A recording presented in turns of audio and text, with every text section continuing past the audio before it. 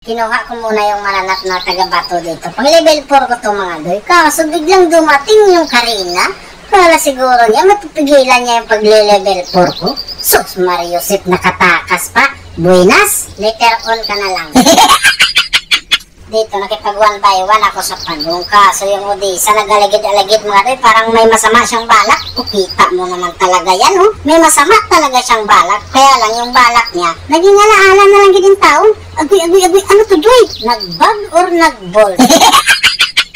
Tapos yung sisi dito mga doy, pinili talaga yung Angela dito namin, no? Sus, Mariusep, kain tawong sisi ka. Magsisisi ka dyan sa ginagawa mo, doy. Huwag mo sabihin hindi, ikaw ay sinungaling. Nakita ko yung Odisa dito mga doy. May itatanong lang ako sa kanya. Tatanungin ko lang kung ano yung buong pangalan niya dito. Kaso hindi mo nakaimik? Ano yun, nabigla or nagulat? Kainis, mahiyain pala. Alis, huwag kang basta-basta pumasok, madaghanin yan sila. Sus, Mariusep ka, Alis, ba't ka naman sumunod in tawon? Kaya wala talaga akong ibang no choice mga doy. Tumabang na lang talaga ako.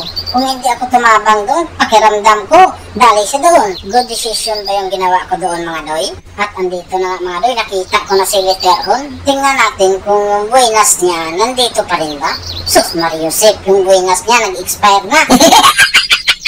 Pahabulin ko man sana yung sisi dito. Kaya lang naisip ko mga doy, baka magsisi ako. Kaya pinili ko na lang mag-backyard kasi hindi pa talaga ako ready magsisi mga doy. Sus, Mariusep, kamuskob, anong ginagawa mo dyan, doy? Grabe naman yung ka-mindset mo, mother, father. Eh wala na akong ibang notes din talaga dito mga doy. Kailangan ko magtulungan yung mga kampi ko. At ito na nga, pinasok ko na mga doy. Binigla ko lang talaga sila. Mga mahiyain pala.